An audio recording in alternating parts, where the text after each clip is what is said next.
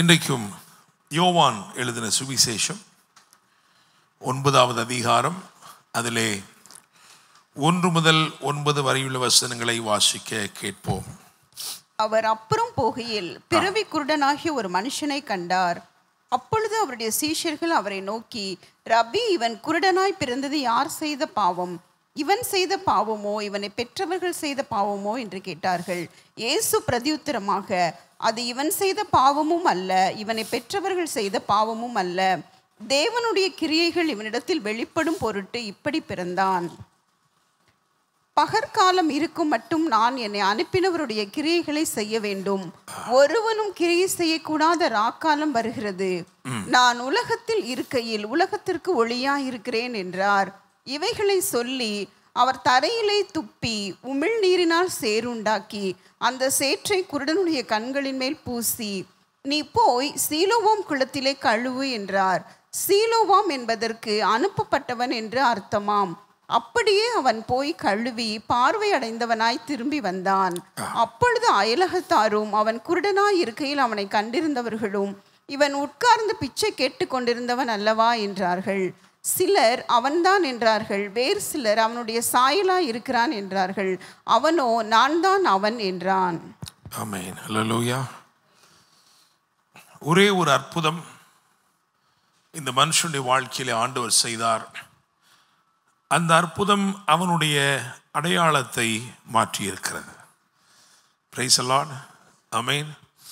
ஒரே ஒரு அற்புதம் தான், ஆனால் அந்த அற்புதம் அவனுடைய அடையாளத்தை மாற்றி இருக்கிறது. ஒரு சந்தேகம் எழும்புகிறது, இவன் தானே அது?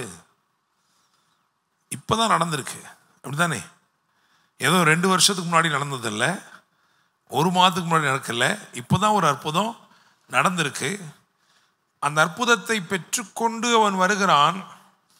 வருகிற பொழுது சொல்லுகிறாங்க, இவனாக தான் இருக்குமோ, இல்லை இவன் சாயலாக இருக்கிறானே, அவனை மாதிரி இங்கே இருந்தவன் மாதிரியே இருக்கிறான் அப்படின்னு.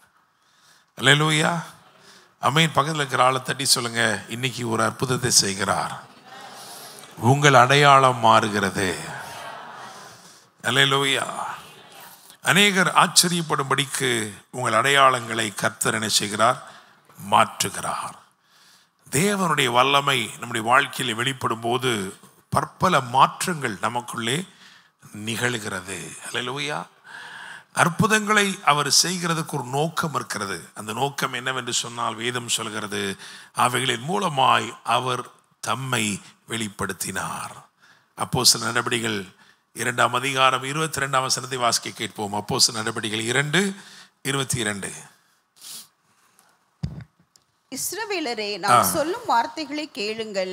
நீங்கள் அறிந்திருக்கிறபடி நசரேயனாகிய இயேசுவை கொண்டு தேவன் உங்களுக்குள்ளே பலத்த செய்கைகளையும் அற்புதங்களையும் அடையாளங்களையும் நடப்பித்து அவைகளினாலே அவரை உங்களுக்கு வெளிப்படுத்தினார். பலத்த செய்கைகளையும் அற்புதங்களையும் அடையாளங்களையும் நடப்பித்து அவைகளினாலே அவரை உங்களுக்கு வெளிப்படுத்தினார். அப்ப அற்புதங்களின் நோக்கம் என்ன?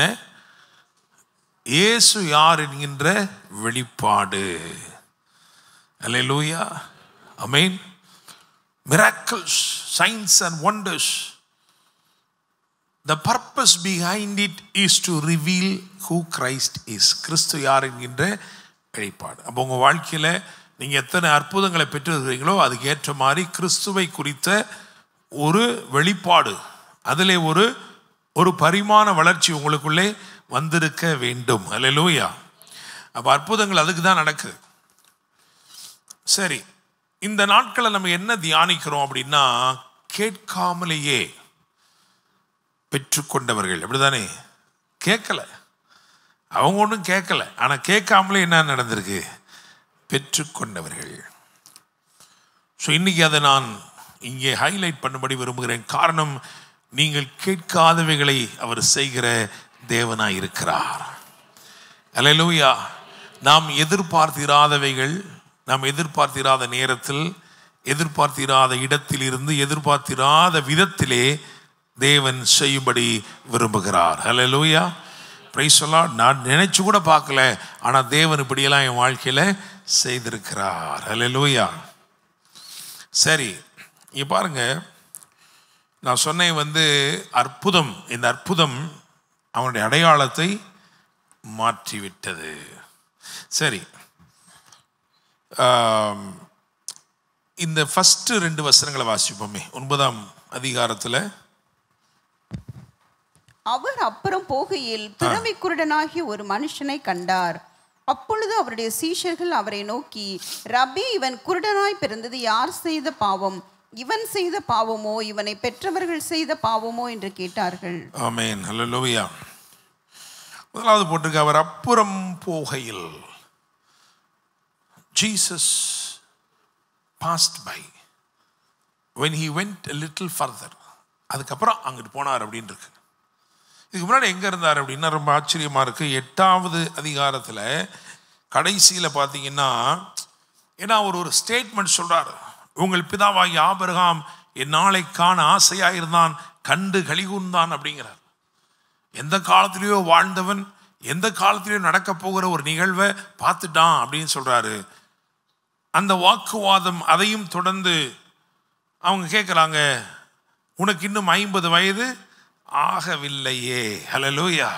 உனக்கு இன்னும் 50 வயது ஆகவில்லையே.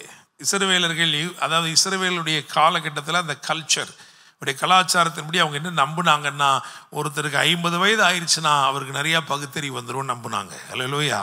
அதெல்லாம் கேட்குறாங்க, உனக்கு இன்னும் 50 வயது ஆகவில்லையே, நீ ஆபிரகாமை கண்டாயோ அப்படின்றாங்க. அவர் சொன்னார், ஆபிரகாம் இருக்கிறதுக்கு முன்னாடி நானே செய்கிறேன். ஹல்லேலூயா, பிரைஸ் தி லார்ட். அவர் சொன்ன சத்தியமும் அதன் ஆழமும் அவர்களுக்கு புலப்படவில்லை. உடனே அவர் மேல் கல்லெறிய வேண்டும் என்று கைகளில் என்ன செஞ்சாங்களாம், கல்லுகளை எடுத்துக்கொண்டார்கள். வேதம் சொல்லுது, இயேசு மறைந்து அவர்கள் நடுவே கடந்து தேவாலயத்தை விட்டு போனார். ஹல்லேலூயா. தேவாலயத்தை விட்டு தேவன் எங்க கிரியை செய்யணுமோ, எங்க அற்புதம் நடக்கணுமோ அங்கிருந்து அவர் என்ன பண்ணிட்டாரா, வெளியில வந்து இந்த மனுஷனுக்கு அற்புதத்தை செய்திருக்கிறார். ஹல்லேலூயா. என்னை கேட்கும் தேவனுடைய பிள்ளைகளே, பாருங்க, ஆண்டவர் சொல்ற வார்த்தைகளை புரியலனா இல்லையா, அவங்களால அதை புரிந்து கொள்ள முடியல, ஏற்றுக்கொள்ள முடியல. அவர்கள் கடின இருதயம் உள்ளவர்களாய் கற்கள் எடுத்துக்கொண்டார்கள். இயேசு அவர்களுக்கு மறைந்து போனார். Price the Lord. எனக்கு அது ரொம்ப வாசிக்கும்போது கஷ்டமாக இருந்தது. ஏன்னா தேவாலயத்தை விட்டு என்ன பண்ணிட்டாராம், போயிட்டார். அப்போ இயேசு இல்லாத தேவாலயமும் என்ன செய்ய தான் செய்யுது, இருக்க தான் செய்யுது. ஹல்லேலூயா, ஆமென். மக்கள் தேவ பிரசன்னத்திற்காக தான் தேவாலயத்துக்கு என்ன செய்யணும், வரணும். இங்கே தேவ பிரசன்னம் இருக்கிறது, தேவனுடைய வார்த்தை இருக்கிறது. சரி, இங்கே வந்த உடனே பாருங்க என்ன போட்டிருக்குன்னா, பிறவி குருடனாகிய ஒரு மனுஷனை கண்டார். அப்படியே பார்த்தாராம், அப்படியே வந்து அப்படியே ஒரு மனுஷனை பார்த்தாரு. அவனால் அவரை பார்க்கவே முடியாது. ஹல்லேலூயா. அவன் பிறக்கும் போதே ஏதோ ஒரு குறைபாடோடே பிறந்திருக்கிறான். அப்படிதானே, பிறவி குருடனாகிய ஒரு மனுஷனை கண்டார். நான் விசுவாசிக்கிறேன், உங்களை ஒரு பார்க்கும் போதே உங்கள் வாழ்க்கையில் அற்புதம் நடக்க தொடங்கி விடுகிறது. ஹல்லேலூயா. கடல் கரையில் இருக்கிற 2 படகுகளை இயேசு கண்டார். அப்படி பார்த்த உடனே அந்த படகுகளெல்லாம் அற்புதத்தாலே நிறைந்து விடுகிறது. ஹல்லேலூயா. உடனே சீஷர்கள் கேட்கிறான் பாருங்க, இவன் குருடனாய் பிறந்தது இவன் செய்த பாவமா? எனக்கு ஆச்சரியமா இருக்கு. அவன் பிறக்கும் போதே என்ன பண்ணிட்டான், கண்ணு தெரியாமல் பிறந்திருக்கான் இல்லையா. அவன் கேட்குற கேள்வி பாருங்களேன், குருடனா பிறந்துட்டானே, பிறக்கும் போதே இப்படி தான் பிறந்திருக்கான். ஆனால் அவன் கேட்குறாங்க, இவன் செய்த பாவம். அப்போ அதுக்கு முன்னாடி அவன் பாவம் செஞ்சிருப்பான் ஐயா? அவன் பிறக்கும் போதே இந்த பிரச்சனையோட பிறந்திருக்கான் ஐயா. ஆனால் அவன் கேட்குறாங்க, இது இவன் செய்த பாவமோ இவனை பெற்றவர்கள் செய்த பாவம்? அப்படின்னா அவங்களுடைய கண்ணோட்டம் எல்லாம் எங்கே இருக்குது அப்படின்னா, இப்போ தீர்ப்பு செய்யணும். ஒரு பிரச்சனை உடனே இதுதான் உலகத்துடைய கண்ணோட்டமே. உடனே என்னன்னு தெரியுமா, they will put the blame on somebody. யார் மேலேயாவது அந்த குற்றத்தை போட்டுட்டா தான் அவங்களுக்கு எப்படி இருக்கும், சமாதானமாக இருக்கும். ஆண்டவர் பார்த்தில்லப்பா, அது அவங்க அப்பா இல்லை, அவங்க அப்பாவுக்கு அப்பா பண்ணது அப்படி. ஆண்டவரே ஸ்தோத்திரம் ஆண்டவரே. அதான் கேட்குறாங்க, இவன் செய்த பாவமா இவனை பெற்றவர்கள் செய்த பாவமா? அல்லேலூயா. உங்கள் வாழ்க்கையில் இருக்கிற சூழ்நிலைகள், ஏதோ ஒரு சூழ்நிலைகள் நீங்கள் நடந்து போகிறீங்கன்னா, உலகமே எப்படி இருக்குது தெரியுமா, உங்களுடைய பாஸ்ட், உங்களுடைய கடந்த காலம், அதற்குள்ளே தான் போய் தீர்வுகளை தேடுகிற உலகமாக இருக்கிற. இதனால தான் இது, இப்படி தான். ஆனால் இயேசு என்ன சொன்னார் தெரியுமா? அப்படி இல்லைப்பா, தேவனுடைய கிரியைகள் இவனிடத்தில் வெளிப்படும் பொருட்டு இப்படி பிறந்தான். When everyone was operating with a judgmental attitude, Jesus saw it as an opportunity. Hallelujah.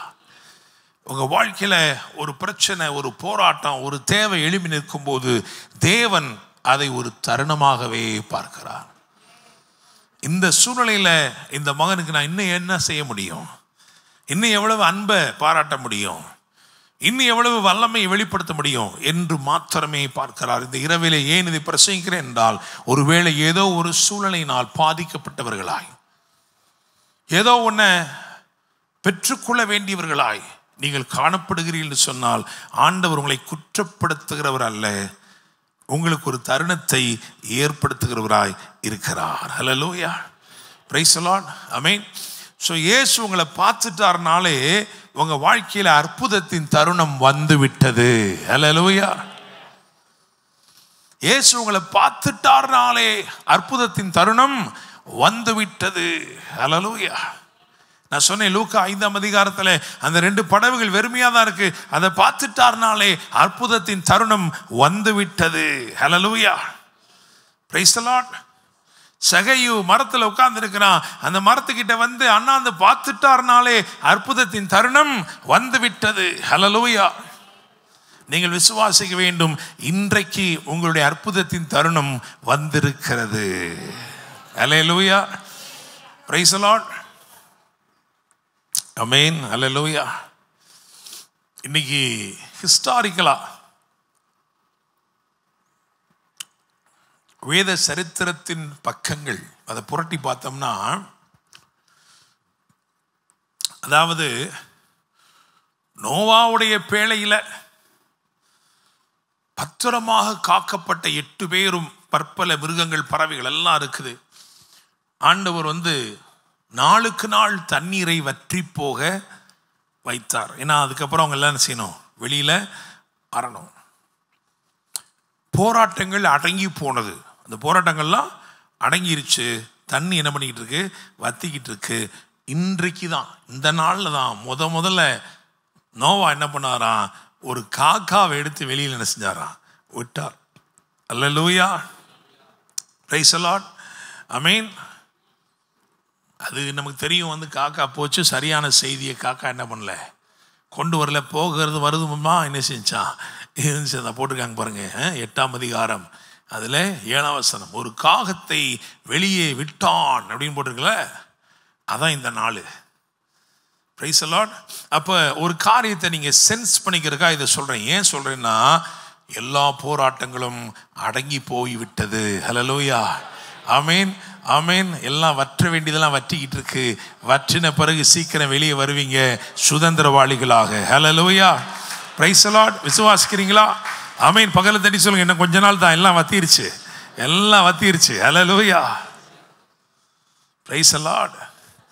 அப்போ ஆண்டவர் உங்களை பார்க்கும்போது எப்படி பார்க்குறாருன்னா, ஒரு அற்புதத்தின் தருணம் அங்கேயே ஏற்பட்டு விடுகிறது. ஒரு அற்புதத்தின் தருணம் அங்கேயே ஏற்பட்டு விடுகிறது. இந்த அற்புதம் ரொம்ப விசேஷமானது. என்ன அப்படின்னா, இந்த அற்புதம் எவ்வளவு பெரிய அற்புதம் அப்படின்னா, இது அவனுடைய விசுவாச அளவை கொஞ்சம் கொஞ்சமாக என்ன பண்ணுச்சு, வளர்த்துச்சு. அவர் யார் என்கின்ற அறிவை அவனுக்குள்ள என்ன பண்ணுச்சு, வளர்த்துச்சு. ஹல்லேலூயா, பிரைஸ் தி லார்ட். ஆனாலும் நான் சொன்னேனே, அதாவது தேடி போய் அற்புதம் செய்கிறவர் கேட்கவே இல்லை. நான் 2 பேரை வேதத்திலிருந்து ஹைலைட் பண்ணி இன்னைக்கு இரவு உங்களுக்கு காட்ட விரும்புகிறேன். அந்த 2 பேருக்கும் அவரே தேடி போய் அற்புதத்தை செய்தார். அவர் ஓய்வு நாளில் அற்புதத்தை செய்தார். அதற்கு பிறகு மறுபடியும் அவர்களை தேடி போனார். அல்லேலூயா. ஒரே யோவான் தான் 2ஐயும் எழுதி வச்சிருக்கிறார். ஒன்று யோவான் 5ஆம் அதிகாரத்தில் இருக்கு, இன்னொன்று யோவான் 9ஆம் அதிகாரத்தில் இருக்கிறது.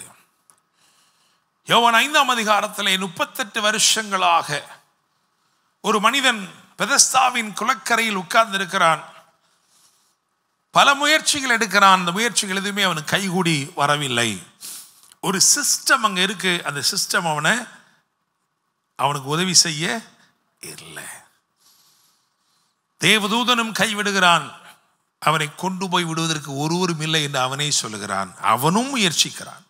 அவனுடைய முயற்சிகளும் 38 வருடமாக அவனுக்கு கை கொடுக்கவே இல்லை. இயேசு அவன் கூப்பிடாமலே அவனை தேடி போறார்.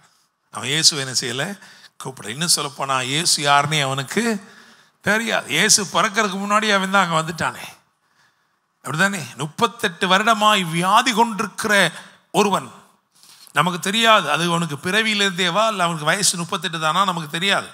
ஆனால் 38 வருஷம் வியாதி கொண்டிருந்த ஒருவன் என்ன செஞ்சான், அங்கே இருந்தான். அவனுடைய வயசை விட அவனுடைய வியாதி எப்படி இருக்கு, ரொம்ப கொடூரமாக இருக்கு.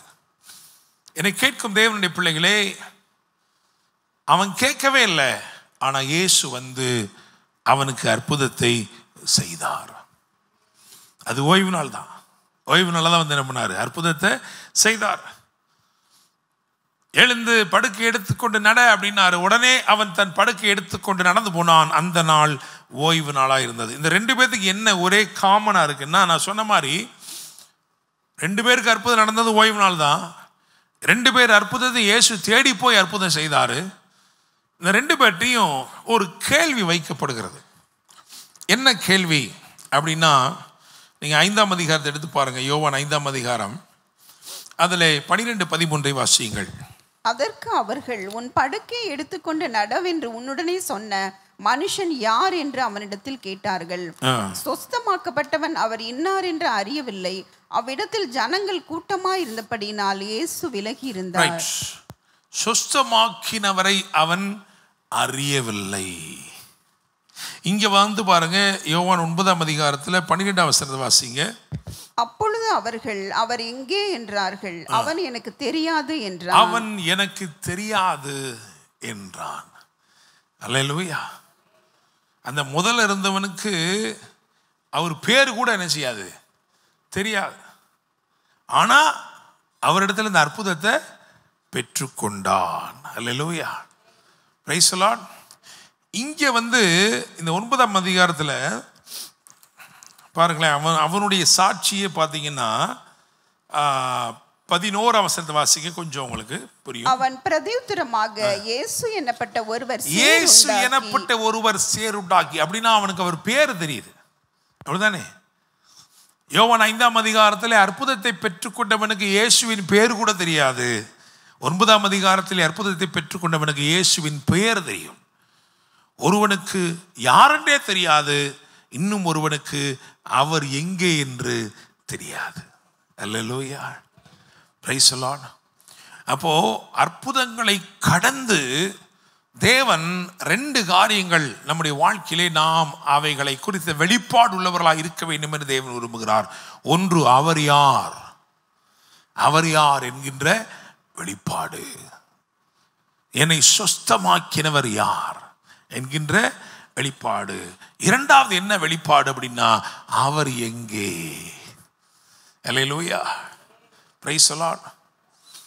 பாருங்க, ஏதேன் தோட்டத்தில் ஒரு கேள்வி எழும்பிச்சு. தேவன் எழுப்பினார் அந்த கேள்வியை. என்ன எழுப்பினார் தெரியுமா? ஆதாமே, நீ எங்கே இருக்கிறாய்? அல்லேலூயா, பிரைஸ் தி லார்ட். அதுக்கப்புறம் எழும்பின கேள்வி, இன்னைக்கு வரைக்கும் எழும்புகிற கேள்வி என்ன கேள்வி தெரியுமா? உன் தேவன் எங்கே? அப்படித்தானே? ஆமாவா இல்லையா?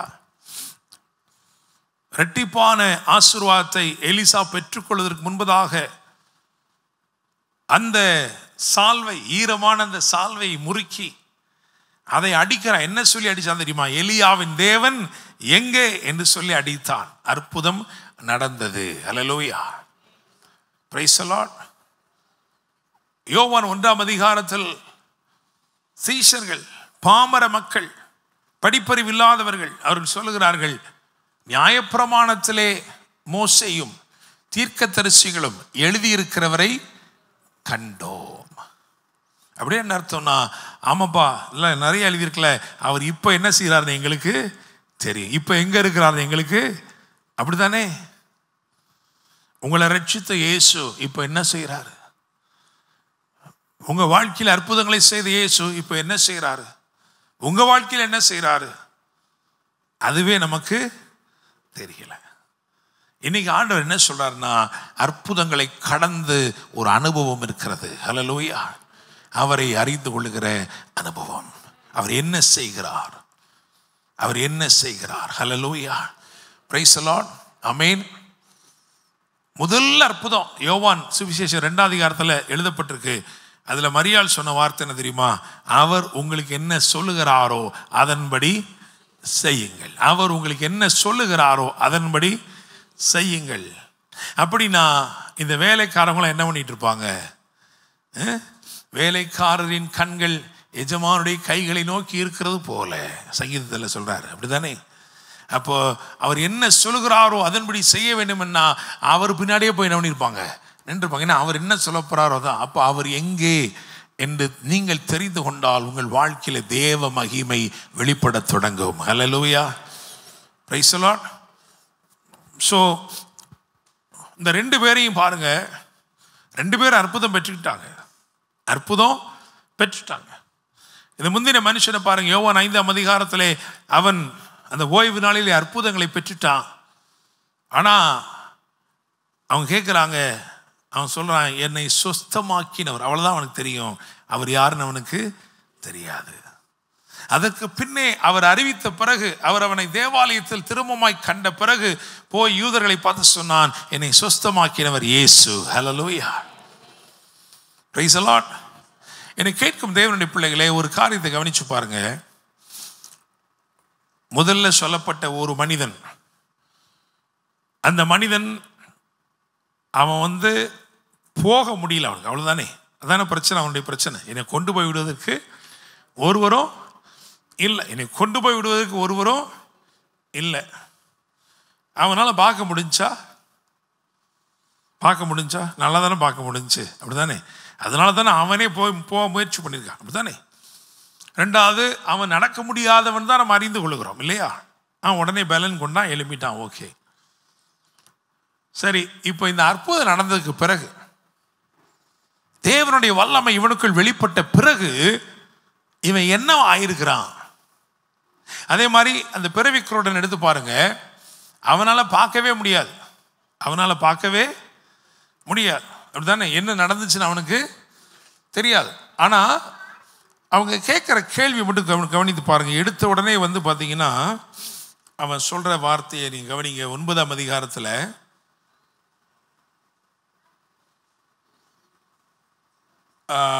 11ஆம் வசனத்தை வாசிங்க. அவன் பிரதியுத்தரமாக, இயேசு எனப்பட்ட ஒருவர் சேறுண்டாக்கி என் கண்களின் மேல் பூசி, நீ போய் சீலோவாம் குளத்திலே கழுவு என்றார். இது வரைக்கும் நிப்பாட்டிக்கிறோம் பாருங்க. இவன் பார்க்க முடியாதவன் தானே, ஆமாவா இல்லையா?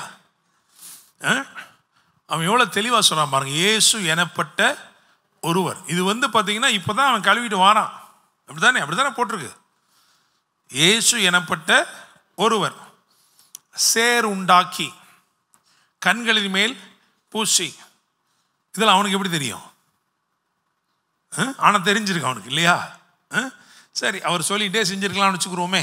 என்ன பூசி நீ போய் கழுவு என்றார். அப்படியே போய் கழுவிட்டு வந்தான்.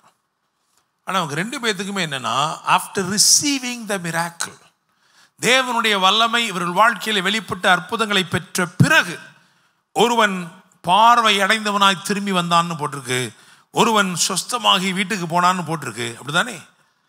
ஆனால் அவங்க 2 பேருமே இந்த வல்லமை வெளிப்பட்ட பிறகும் எப்படி ஆயிருக்காங்க இப்போ அப்படின்னா, அவங்க சாதாரணமானவர்களா மாறியிருக்காங்க. அவ்வளோதான். அப்படிதானே? அற்புதம் நடந்ததுக்கு அப்புறம் இவர்கள் ஒருத்தர் சூப்பர்மேனாகவும் ஒருத்தர் ஸ்பைடர்மேனாகவும் மாறிட்டாரா? இல்லை. எப்படி தான் இருக்காங்க? they have become a very normal, natural, சாதாரண ஒரு சராசரி மனிதனாக மாறியிருக்காங்க. எனக்கு கேட்கும் தேவனுடைய பிள்ளைகளே, தேவனுடைய வல்லமை வெளிப்பட்ட பிறகும் அற்புதங்களை பெற்ற பிறகும் நீங்கள் சாதாரணமாக தான் இருக்கிறீங்கன்னா அதற்காக அவர் உங்களை அழைக்கவில்லை. ஹல்லேலூயா. Praise the Lord. ஆமென். அதனால தான் இவங்க 2 பேர்த்தையும் ஆண்டவர் 2வது விசை சந்திக்கிறார். Praise the Lord. ஹல்லேலூயா. எத்தனையோ அற்புதங்களை நான் பெற்றிருக்கிறேன், ஆனால் நான் எப்படி தான் இருக்கிறேன்? சாதாரணமாக தான் இருக்கிறேன். ஒரு ஊழிய கருத்தங்களை பேசும்போது நான் சொன்னேன், இப்போ உலகத்தில் இருக்கவங்களுக்கும் நமக்கு என்ன வித்தியாசம்? உலகத்தில் இருக்கவங்க நமக்கு என்ன வித்தியாசம்? சரி, இயேசு கிறிஸ்துவை ஏற்றுக்கொண்டோம் இல்லையா, ரட்சிக்கப்பட்டோம் இல்லையா, அப்போ நமக்குள்ள நடந்திருக்கிறது என்ன? அந்த சால்வேஷன் தான் நான் ரட்சிப்புன்னு தமிழில் சொன்னேன். அதனால என்ன நடந்திருக்கு? நீங்கள் குண்டா இருக்கிறவங்க ஒல்லி ஆயிட்டீங்களா? இல்லை கொஞ்சம் கருப்பாக இருக்கிறவங்க நல்ல வெள்ளையா வெள்ளையேன்னு ஆயிட்டோம் பாஸ்டர் அப்படின்னு ஆயிடுச்சா? அப்புறம் என்ன உங்களுக்கு ஒரு வாக்கு பண்ணியிருக்கிறார்? ஒன்றுமே வாக்கு பண்ணல பாஸ்டர். தெரியும், அதெல்லாம் என்னத்தை எங்களுக்கு தெரியாது. நித்திய ஜீவனை அளிப்பேன் என்பதை அவர் நமக்கு பண்ணின வாக்கு தத்துவம். ஆமாவா இல்லையா? அப்படிதானே? இயேசு கிறிஸ்துக்குள்ள நீங்க வந்தோடனே புது சிருஷ்டி ஆயிருக்கீங்களே, உங்களுக்குள்ள என்ன வந்திருக்கு? ஜீவன் வந்திருக்கு, புது ஜீவன். அதுக்கு பேர் என்னது? புது ஜீவன். எடுத்தோன்னே நித்திய ஜீவன் வரல, என்னதான் வந்திருக்கு? புதிய ஜீவன் வந்திருக்கு. அதுக்கப்புறம் அது பரிபூர்ண ஜீவனா உருமாற்றம் அடைஞ்சிக்கிட்டே வருது. அதுக்கப்புறம் அது என்ன பண்ணுது? மறுமையிலே நித்திய ஜீவனாய் மாறுகிறது. அதனாலதான் இம்மையிலே அது வாக்கு தத்தமாய் அருளப்படுகிறது. அப்படித்தானே? நித்திய ஜீவனை அளிப்பேன் என்பதை அவர் நமக்கு பண்ணின வாக்கு தத்தம். போட்டிருக்காங்க பாருங்க, 1 யோவான் 2:25. நித்திய ஜீவனை அளிப்பேன் என்பதை அவர் நமக்கு செய்த வாக்கு தத்தம். எப்போ அந்த நித்திய ஜீவன் தர்றாருனா, இயேசு தம்முடைய வார்த்தையினாலே சொல்லுகிறார். எல்லாம் கேட்குறாங்க, எல்லாத்தையும் விட்டுட்டு உங்களுக்கு பின்னாடி வந்தோமே என்ன தருவீங்கன்னு எல்லாம் வரிசையாக சொல்கிறேன். இதெல்லாம் தரோம், இதெல்லாம் தரோன்னு சொல்லிட்டு சொல்கிறாரு, இதெல்லாம் இம்மையில தர்றோம்ப்பா, மறுமையிலே நித்திய ஜீவன். ஹல்லேலூயா. ஏன் இம்மையிலே கொடுத்தான்னா, இம்மையிலே நித்திய ஜீவன் கொடுத்துட்டாருன்னா நம்ம யாருமே சாகவே மாட்டோம். அப்படிதானே? அப்படிப்பட்ட உபதேசம் வேதத்திற்கு விரோதமாக இருக்குது. அப்படி சொல்லலையே பைபிளில். அப்படித்தானே? ஒருவராய் சாவாமை உள்ளவர் அப்படின்னா இயேசு கிறிஸ்து மட்டும்தான் என்ன செய்ய முடியும்? சாகவே முடியாதவர். சாகவே முடியாத ஒரே ஒருத்தர் யாரு? இயேசு கிறிஸ்து. அவரே உங்களுக்காகவும் எனக்காகவும் மரணத்தை என்ன பண்ணார்? ருசி பார்த்தார். அதனால தான் சொன்னார் அவர், இதை கொடுக்கவும் எனக்கு அதிகாரம் உண்டு, எடுக்கவும் அதிகாரம் உண்டுனார். அல்லேலூயா. அவர் மரணத்தின் மேல் அதிகாரம் உடையவராக இருந்தார். அப்போ நித்திய ஜீவனை அளிப்பேன் என்பதை அவர் நமக்கு பண்ணியிருக்கிற வாக்கு தத்துவம். ஆனாலும் நான் கேட்குறேன் உங்ககிட்ட, அப்போ கிறிஸ்துவுக்குள் ஒருவன் வந்து விட்டான் என்றால் அவருடைய ஜீவன் அவனுக்குள்ள வந்துருச்சா இல்லையா? அதை வச்சு என்ன பண்ணுறீங்க? அதை வச்சு நம்ம என்ன பண்ணுறோம்? இப்போ யோசிச்சு பாருங்க, உங்களுக்கும் அந்த சுப்பிரமணிக்கும் என்ன வித்தியாசம் இருக்கு? உங்களுக்கும் அந்த சீமானுக்கும் என்ன வித்தியாசம் இருக்கு? உங்களுக்கு அப்துல் காதருக்கு என்ன வித்தியாசம் இருக்கு? என்ன பாஸ்டர் இப்படி சொல்லிட்டீங்க? அவங்கள மாதிரி தான் நம்மளும் இருக்கிறோம். அப்போ யோசிச்சு பாருங்க, அப்போ தேவன் உங்களுக்குள்ளே தம்முடைய ஜீவனை வைத்ததற்கு ஒரு பெரிய நோக்கம் இருக்கு. இதை தாண்டி நீங்க ஏதோ செய்யணும். ஹல்லேலூயா. Praise the Lord. ஆமென்.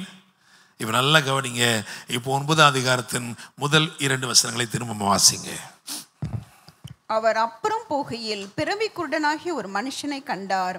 அப்பொழுது அவருடைய சீஷர்கள் அவரை நோக்கி, ரபி, இவன் குருடனாய் பிறந்தது யார் செய்த பாவம்? இவன் செய்த பாவமோ இவனை பெற்றவர்கள் செய்த பாவமோ என்று கேட்டார்கள்.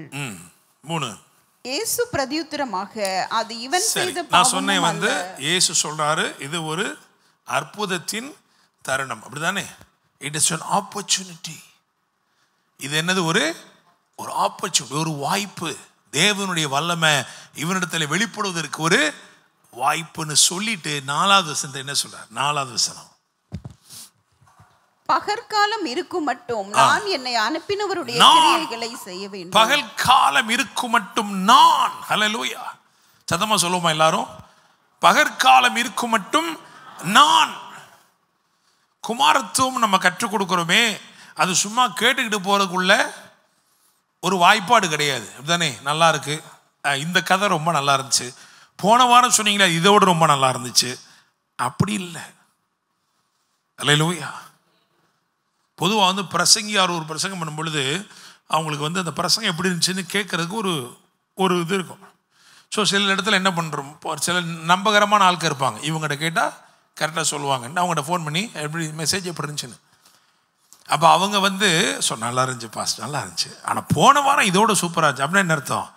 இந்த வாரம் கொஞ்சம் சுமாராக தான் இருந்துச்சுன்னு அர்த்தம்.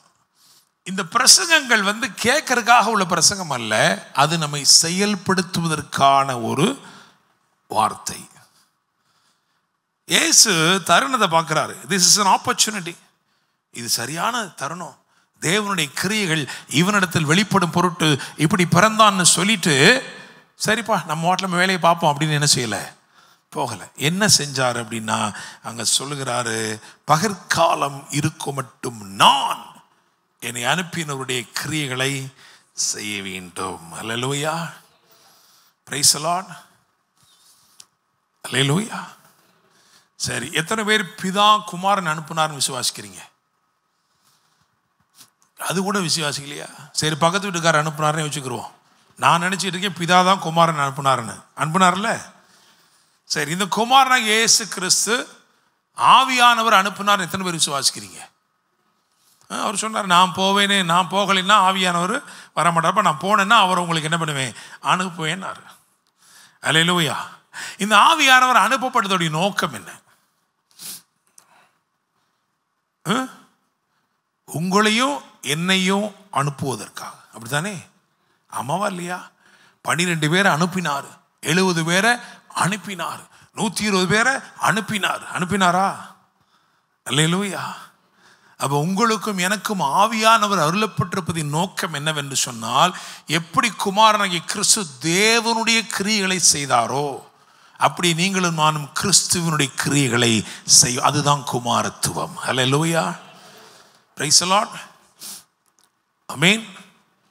அப்போஸ்தலர் நடபடிகள் 3ஆம் அதிகாரத்தில் பேதுரு யோவானும் இந்த அபிஷேகத்தால் நிறைந்து பரிசுத்த ஆவியானவரால் நிரப்பப்பட்டு வரும்போது அங்கே ஒருவன் பிச்சை கேட்டு கொண்டிருக்கிறான். அப்படிதானே? ஸோ அன்றைக்கி அவனை பார்த்துட்டு மாட்டில் பிச்சை கேட்குறான், என்ன பண்ணுறதுன்னு போகலை. அவங்க என்ன பண்ணுறாங்க தெரியுமா? அதை ஒரு தருணமாக பார்க்கிறார்கள். திஸ் இஸ் அவர் ஆப்பர்ச்சுனிட்டி. அல்லேலூயா, ஆமென். இது நம்முடைய ஆப்பர்ச்சுனிட்டி. அல்லேலூயா, பிரைஸ் தி லார்ட். குமாரத்துவத்தை நம்புகிற நாம் யாவராக இருந்தாலும் சரி, இயேசு கிறிஸ்து இந்த பூமியில் என்ன கிரியைகளை செய்தாரோ அவைகளையே நாமும் செய்யும்படி அழைக்கப்பட்டிருக்கிறோம். இயேசு சொன்னார், என்னை விசுவாசிக்கிறவன் நான் செய்த கிரியைகளை தானும் செய்வான், அவைகளை பார்க்கிலும் மேலான கிரியைகளையும் செய்வான். அல்லேலூயா. இப்போ 9ஆம் அதிகாரத்தில் அந்த 4வது வசனத்தை வாசிங்க. பகற்காலம் இருக்கும் மட்டும் நான் என்னை அனுப்பினவருடைய கிரியைகளை செய்ய நான் என்னை அனுப்பினவருடைய கிரியைகளை செய்ய வேண்டும். அல்லேலூயா. நான் என்னை அனுப்பினவருடைய கிரியைகளை செய்வேன். இயேசு கிறிஸ்து இது எல்லா அற்புதமும் வேதத்தில் எழுதப்பட்டது எதுக்கு தெரியுமா? கண்டு அல்லது வாசித்து நாம் விசுவாசிக்க வேண்டும், அந்த கிரியைகளை நாமும் செய்ய வேண்டும். அல்லேலூயா, பிரைஸ் தி லார்ட். ஸோ அவர் சொல்றாரு, பகல் காலம் இருக்கும் மட்டும் நான். அடுத்து சொல்றாரு 5வது வசனம் வாசிங்க. நான் உலகத்தில் இருக்கையில் உலகத்திற்கு ஒளியாயிருக்கிறேன் அப்படின்னு பாடிக்கோங்க. அவர் சொல்றார், நான் உலகத்தில் இருக்கும்போது நான் உலகத்துக்கு ஒளியா இருக்கிறேன். நான் உலகத்தை விட்டு போயின பிறகு யார் ஒளியா இருக்கிறா? அப்படித்தானே வசனம் சொல்லுது. நீங்கள் பூமிக்கு உப்பா இருக்கிறீர்கள், உலகத்திற்கு வெளிச்சமாயிருக்கிறீர்கள். ஹல்லேலூயா. விசுவாசிக்கிறீங்களா? ஆமென். ஸோ இயேசு மேலே போயிட்டு தேற்றரவாளன் துணையாளராகிய பரிசுத்த ஆவியானவரை அனுப்பி அவர் நமக்குள் வசிக்கும்படி செய்து அந்த கிரியைகளை நீங்களும் நானும் தொடர்ச்சியாய் செய்யும்படி விரும்புகிறார். அல்லேலூயா. அப்போ நீங்கள் என்ன செய்யணும்னா, நீங்கள் உன்னை பார்த்த உடனே உங்களுக்கு அது தருணமாக தெரியணும். இது this is my opportunity. This is my opportunity to operate in the spirit. அப்படிதானே? ஆமாவா? ஏன்னா உங்களுக்கு கொடுக்கப்பட்ட ஜீவன் எங்க இருக்குன்னா உங்களுடைய ஆவியிலே அருளப்பட்டிருக்கிறது. அப்படிதானே? ஆமாதானே? பரிசுத்த ஆவியானவர் உங்களிடத்தில் வரும்போது நீங்கள் பலன் அடைந்து, அப்படின்னா ஜிம்மெல்லாம் தேவையில்லை. அப்படிதானே? அப்படிதானே? அப்படியா? ஆவியான் வரும்போது நான் ராஜேஷ்மா இருந்தேன் பாஸ்டர். ஆவியான் வந்த பிறகு பார்த்தீங்கன்னா அப்பா நான் சிம்சோன் மாதிரி மாறிட்டேன். அப்படியா? இல்லையே. You have power inside of you. Invisible power. ஒருவராலும் காணக்கூடாத கட்டுக்கடங்காத வல்லமை உங்களுக்குள் இருக்கிறது. அல்லேலூயா. Praise the Lord. ஆமென். இயேசு கிறிஸ்து எப்படி இருந்தார்னா அந்த வல்லமை, அந்த டினாமிஸ் எப்பொழுதும் அவரிடத்திலிருந்து புறப்படத்தக்கதாக அந்த வல்லமையினால் நிறைந்திருந்தார்.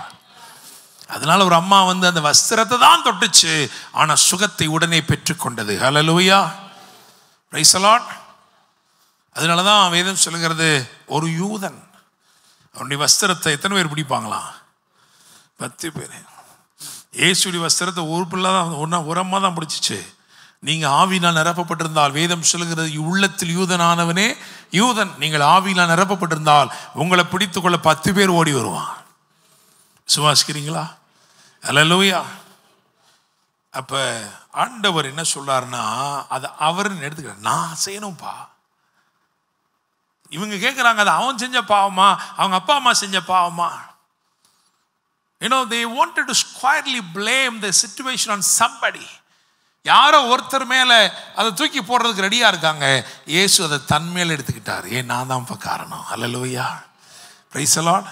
நான் வந்துட்டேன்ல, இப்போ நான் செய்கிறேன் பாரு. பவர் எங்க ஜெனரேட் ஆகுது, எங்க ரிலீஸ் ஆகுதுன்னா, when you are willfully taking responsibility. நீங்க பொறுப்பெடுக்க விரும்பும்போது, உங்க சூழ்நிலையில யாரோ கட்டுண்டவர்கள் இருக்கிறாங்க, அந்த கட்டுண்டவர்களுக்கு பொறுப்பெடுக்கும் போது வல்லமை உங்களில் இருந்து புறப்பட தொடங்குகிறது. அல்லேலூயா. Praise the Lord. ஸோ இவங்க 2 பேர்த்தையும் ஆண்டவர் பார்த்து சாதாரணமா இருந்த அவங்கள அசாதாரணம் உள்ளவர்களாய் மாற்றினார். அல்லேலூயா. Praise the Lord. இந்த மனுஷனுக்கு இந்த அற்புதத்தை ஆண்டவர் செய்தார் இல்லையா?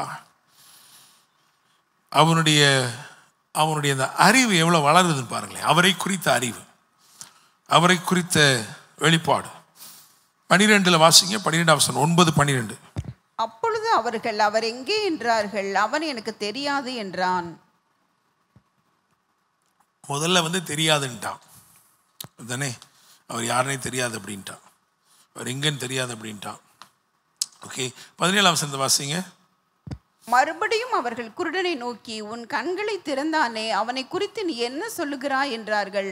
அதற்கு அவன், அவர் தீர்க்கதரிசி என்றான். அவர் தீர்க்கதரிசி என்றான். கொஞ்சம் பரவாயில்ல இல்லையா? தெரியாதுன்னா இப்ப என்ன சொல்றான்? தீர்க்கதரிசி. 30:33.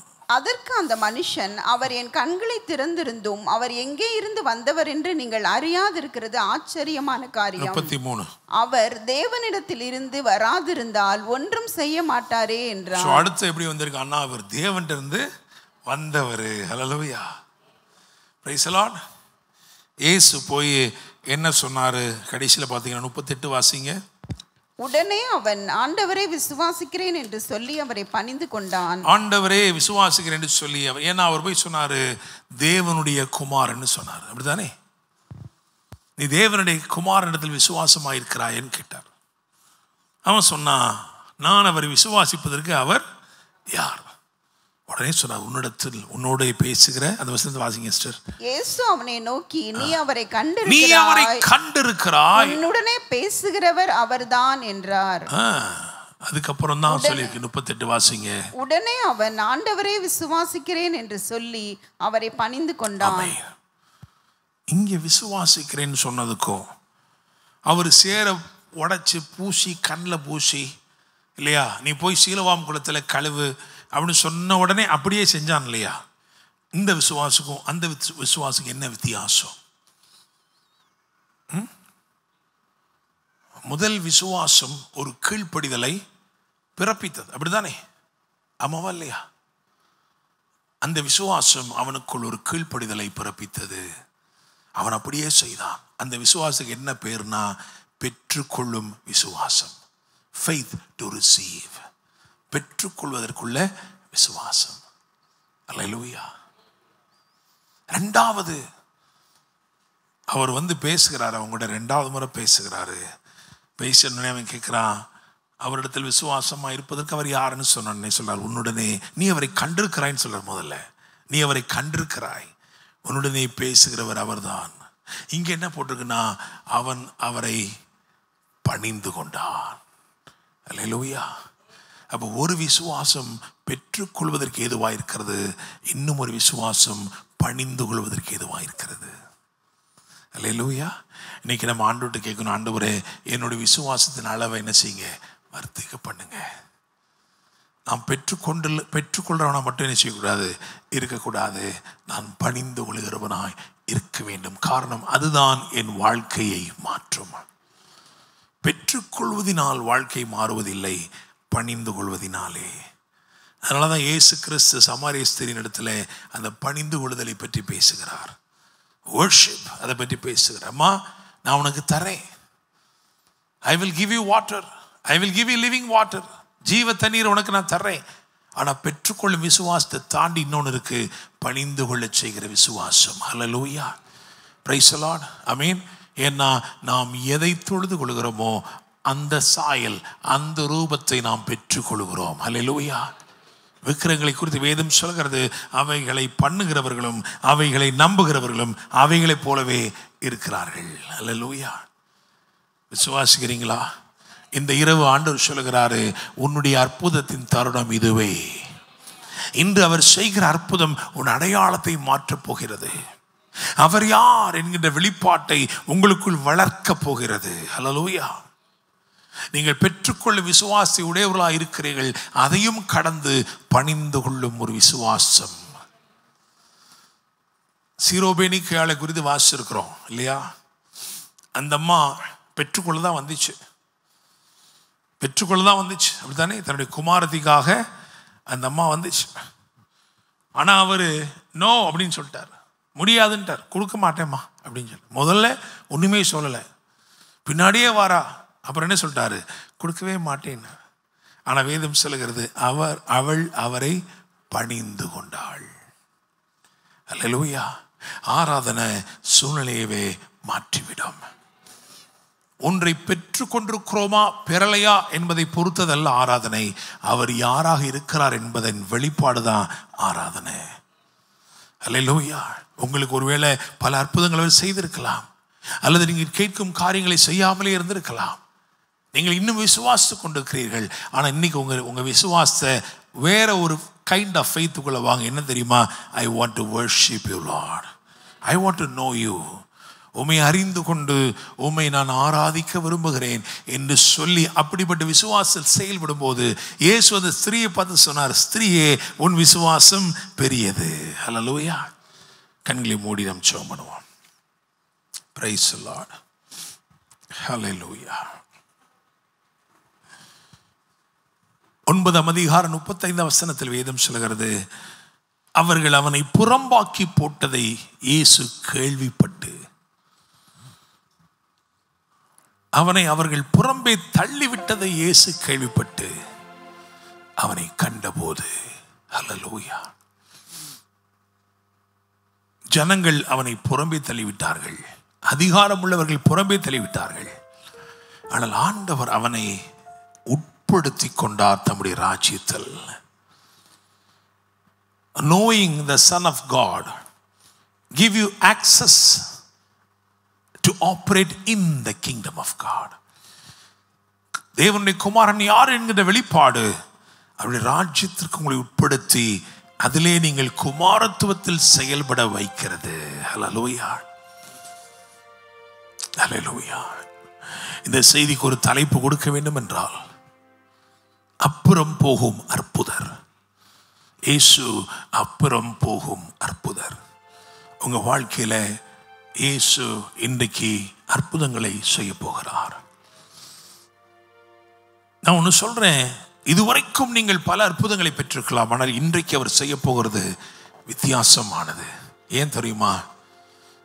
அவர் யார் என்கின்ற வெளிப்பாட்டை அருளி, அவர் இப்பொழுது எங்கே என்கின்ற வெளிப்பாட்டையும் அருளி, உங்களை ராஜ்யத்தின் புத்திரராய் மாற்றி தேவன் உங்களை செயல்படுத்த விரும்புகிறார். ஹல்லேலூயா. நீங்க ஆண்டவரே சொல்லணும், ஆண்டவரே நான் என் வாழ்க்கையில நீர் வைத்திருக்கிற தருணங்களை நான் கண்டு கொள்ளட்டும் ஆண்டவரே. நான் சொன்னது மாதிரி இன்னைக்கு காகத்துக்கு ஒரு தருணம் கொடுக்கப்பட்டுச்சு. ஆனால் அந்த காகம் சரியா செய்யலை. பின்னாட்களில் அந்த தருணம் புறாவுக்கு கொடுக்கப்பட்டது. புறா அதை சரியாக செய்தது. I want to tell you, God wants to give you an opportunity. If you are led by the Holy Spirit, நீங்க ஆவியானவரால் நிரப்பப்படுறீங்கன்னு சொன்னா தேவன் உங்களுக்காய் வைத்திருக்கிற தருணங்களை கண்டுகொள்வீர்கள். கிறிஸ்துவின் கிரியைகளை நீங்கள் செய்ய விரும்புவீர்கள். அவர் என்ன செய்தாரோ அதையே நீங்களும் செய்யும்படிக்கு தேவ ஆவியினால் நிரப்பப்பட்டிருக்கிறீர்கள். அவருக்குள் இருந்த ஆவியே உங்களுக்குள்ளும் இருக்கிறது. மெல்கிசதேக்கின் முறைமையின்படி அவர் ராஜாதி ராஜாவாய் ஆசாரியனாய் இருக்கிறது போலவே உங்களையும் என்னையும் ராஜாக்களாய் ஆசாரியர்களாய் மாற்றி இருக்கிறார். ஹல்லேலூயா. பிதாவின் கிரியைகளை செய்யும்படி குமாரன் அனுப்பப்பட்டார். குமாரனுடைய கிரியைகளை செய்யும்படி பரிசுத்த ஆவியின் மூலமாய் குமாரர்கள் குமாரத்திகள் அனுப்பப்படுகிறார்கள். ஹல்லேலூயா. என்னை அனுப்பினருடைய கிரியைகளை நான் செய்ய வேண்டும் என்று நீங்களும் பிரகடனம் செய்ய வேண்டும். பரிசுத்த ஆவியானவரை எனக்கு அருளினபடினால், கிறிஸ்து எனக்குள் வாசமாயிருக்கிறபடினால் நான் உலகத்துக்கு வெளிச்சமாயிருக்கிறேன் என்கின்ற உணர்வை அடைந்தால் நீங்கள் போகிற இடத்திலே இருளை துரத்துவீர்கள். இருள் உங்களை கண்டு விலகி ஓடும். அந்தகாரம் உங்களை கண்டு விலகி ஓடும். Thank you holy spirit. பரலோக தேவனே, ஆண்டவரே, உலகத்தாரை போலல்ல வித்தியாசம் உள்ளவர்களாய் வாழும்படி நித்திய ஜீவனை வாக்கு பண்ணி புதிய ஜீவனை எங்களுக்குள் துவக்கி பரிபூரண ஜீவன் பெருக்கெடுத்து ஓடுபடி செய்திருக்கிறேன். உம்முடைய வார்த்தைகளை தியானிக்கும் போதெல்லாம் அந்த பரிபூரண ஜீவன் பெருக்கெடுக்கிறது. உம்முடைய சமூகத்தில் நாங்கள் கூடி வரும்போதெல்லாம் அந்த பரிபூரண ஜீவன் எங்களுக்குள் பெருக்கெடுக்கிறது. அவருக்குள் ஜீவன் இருந்தது, அந்த ஜீவன் மனுஷருக்கு ஒளியாக இருந்தது என்று எழுதியிருக்கிறதே. உம்முடைய ஜீவன் எங்களுக்குள் இருக்கிறபடினால் நாங்கள் இந்த உலகத்துக்கு வெளிச்சமாக இருக்கிறோம். அவ்விதமாகவே செயல்படும்படி அனுக்கிரகம் பண்ணும் ஆண்டவரே. இந்த வாரம் முழுவதிலும் உம்முடைய பிள்ளைகளாக எங்களுடைய போக்கு வரத்து எல்லாம் காக்கப்படட்டும். கையிட்டு செய்கிற ஒவ்வொரு கிரியைகளையும் ஆசீர்வதிங்கப்பா ஆண்டவரே. வியாபாரங்களை ஆசீர்வதிங்க. வேலை ஸ்தலத்தில் உமது கிருபைகள் பெருகட்டும். ஊழியங்களை ஆசீர்வதிங்க. நீர் விரும்புகிற எல்லாவற்றையும் உம்முடைய சித்தத்தின்படியே செய்ய, நீர் விரும்புகிறபடியே செய்து முடிக்க ஆவியானவர்களை பலப்படுத்துவீராக ஆண்டவரே. அடையாளத்தை மாற்றுகிற ஒரு ஆசீர்வாதம், ஒரு அபிஷேகம் எங்களுக்குள் கடந்து வரட்டும்ப்பா. பரிசுத்த ஆவி உண்மையில் வரும்போது நீ வேறு மனுஷனாவாய் என்று எழுதியிருக்கிறது. அபிஷேகம் அடையாளத்தை மாற்றுகிறது. யோசேப்பின் மேல் இருந்த ஆசீர்வாதம் அவனுடைய அடையாளத்தை மாற்றினது. ஆண்டவரே, அப்படியே இன்றைக்கு நீர் அற்புதத்தின் மூலமாய் அடையாளங்களை மாற்றும் ஆசீர்வதியும் இப்படி பரிசுத்த கரங்களில் எங்களை தருகிறோம். மீட்பெரும் இரட்சகருமான இயேசு கிறிஸ்துவின் நாமத்தில் ஜெபிக்கிறோம். ஜெபம் கேளும் ஜீவனுள்ள நல்ல தகப்பனே, ஆமென். என் ஆத்துமாவே கர்த்தரை ஸ்தோத்திரி, என் முழு உள்ளமையோடு பரிசுத்த நாமத்தை ஸ்தோத்திரி. என் ஆத்துமாவே கர்த்தரை ஸ்தோத்திரி, கர்த்தர் செய்த சகல உபகாரங்களையும் மறவாதே. ஆமென். நம்முடைய கர்த்தராயிருக்கிற இயேசு கிறிஸ்துவின் கிருபையும் பிதாவாகிய தேவனுடைய அன்பும் பரிசுத்த ஆவியானவருடைய அந்யோன்ய ஐக்கியமும் சமாதானமும் பாதுகாவலும் வழிநடத்தலும் ஆசீர்வாதங்களும் நம் அனைவரோடும் கொடிந்தும் இன்னும் சதா காலங்களிலும் தங்கி இருப்பதாக. ஆமென், ஆமென். ஹல்லேலூயா.